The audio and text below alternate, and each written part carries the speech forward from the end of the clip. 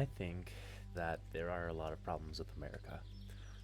Whether you look at things economically, politically, socially, or really any aspect of America, we seem to always have problems. Now, I'm not saying the perfect country doesn't have problems itself. If you compare yourself to Ukraine, Germany, or any other countries, to the United States, you would see that they're not all perfect. Even France has a revolution going on. But I feel like America is definitely in a shithole. Once the land of the free, home of the brave, is now a place of economic turmoil. I mean, you move anywhere, East Coast, West Coast, that's not kind of dead center in the middle in America, and you kind of don't have the best economic opportunity.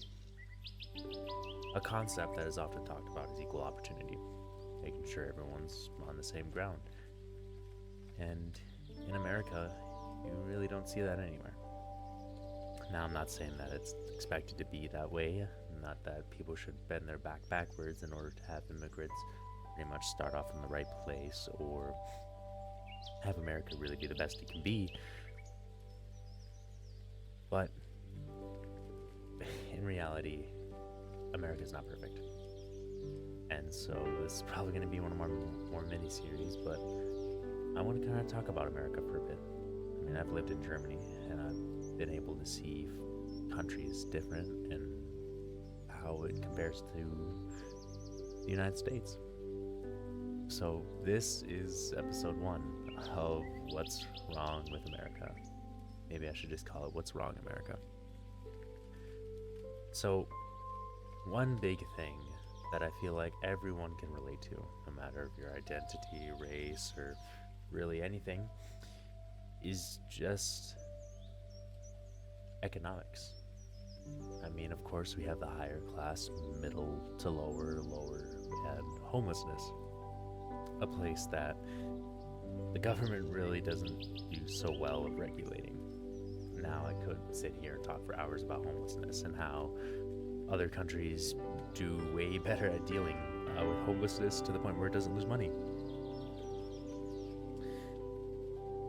But the economic area with the United States is definitely in a big struggle. I mean, you see some people working part-time jobs that barely pay anything. Some people pay part-time jobs and they get paid thousands of dollars a year, or some people just land right in the middle. You see some people misguided and not so sure what they want to do with their life, or other people with a degree not going into the area they want to, but yet have a better paying job than what that degree kind of pulled out to them. So economics is definitely a big thing with the United States, and kind of sorting yourself into that class, that social class of wealth, really kind of does separate us. I mean, if you look at a person who's in a higher class, they might be more well-dressed, well-mannered, while a person who's in a lower class of society may not care that much. They might not care that the way you treat them or the way that they treat you, but everyone's a little different. But the problem with economics today is that there's not enough of it. A lot of Americans today are struggling. I mean, you see some people starting a job hop because they just see a better opportunity one after another. And maybe the reason why they don't want to stay at a company is probably just due to the money.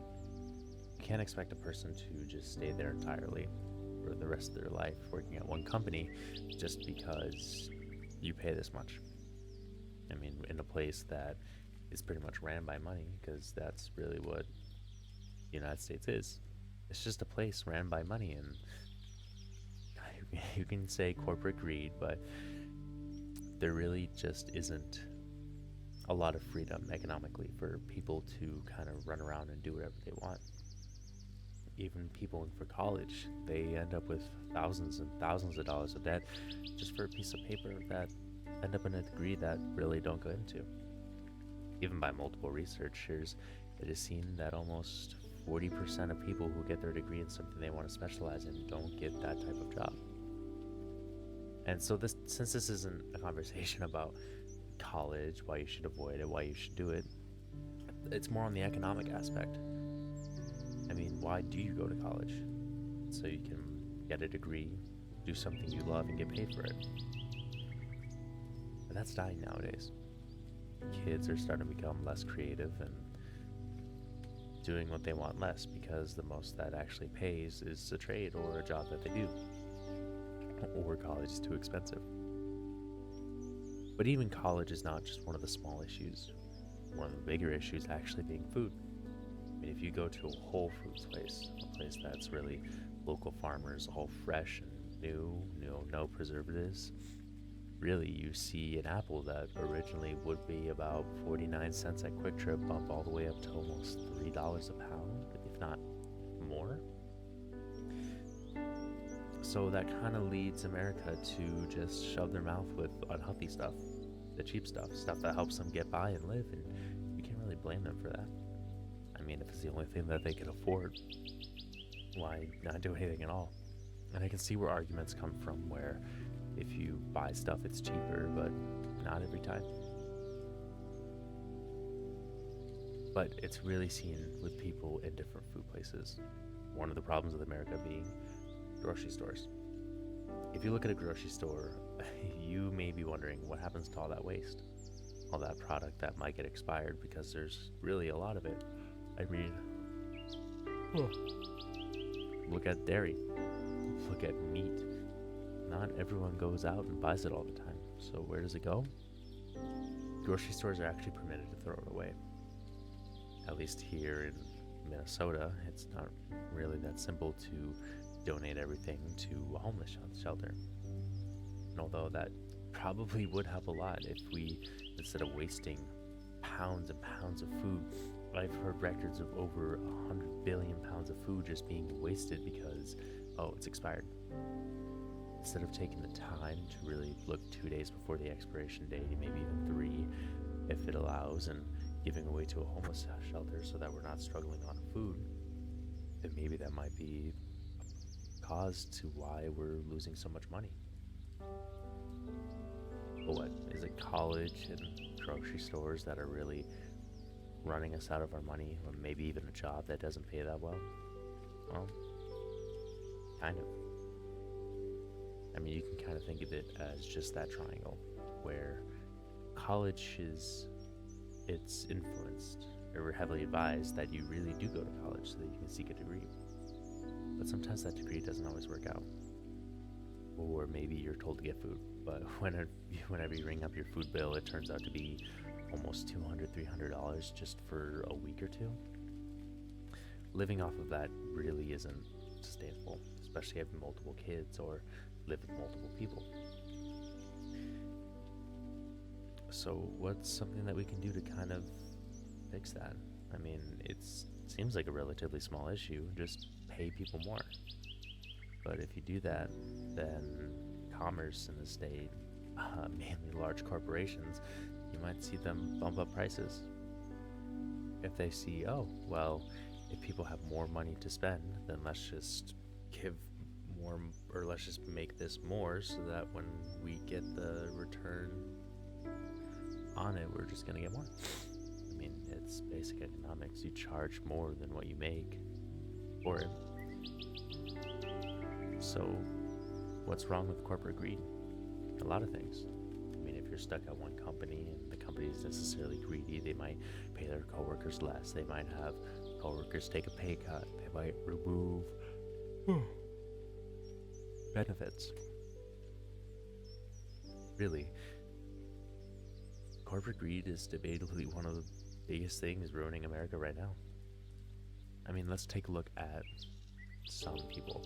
Let's just say Elon Musk. If Elon Musk were to donate about half of his net worth, or even just $1 billion to an entire state, that state can do a lot for its people.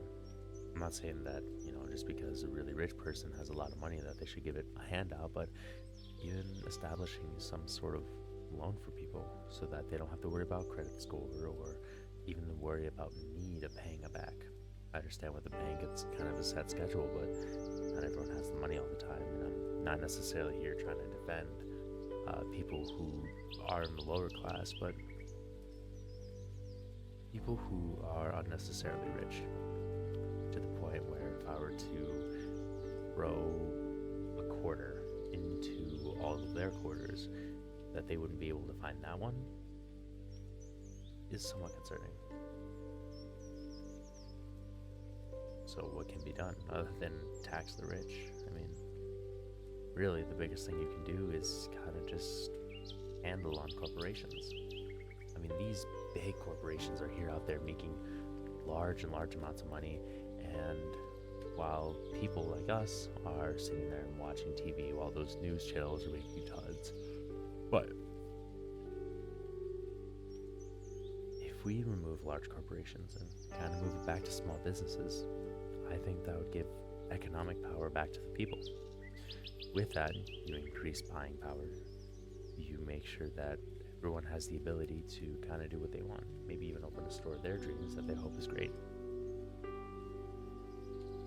But while economics is certainly a big topic to get into and really does take like probably an hour-long video to really understand and really get into the whole nitty-gritty of it, really all that I really want you to take away today is that, yeah, what's wrong with America? Economics. I mean, it's all around us. And unfortunately, the only thing that we can do is just wait until something happens or continue working 3 different jobs. But in the end, I'm sure everything is going to turn out well.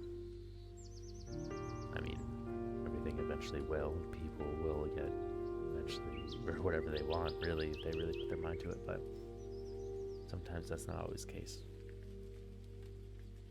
So thank you so much for watching. Please do subscribe and tell me if I should do more of what's wrong with America. It really means a lot. I hope that you have a good night.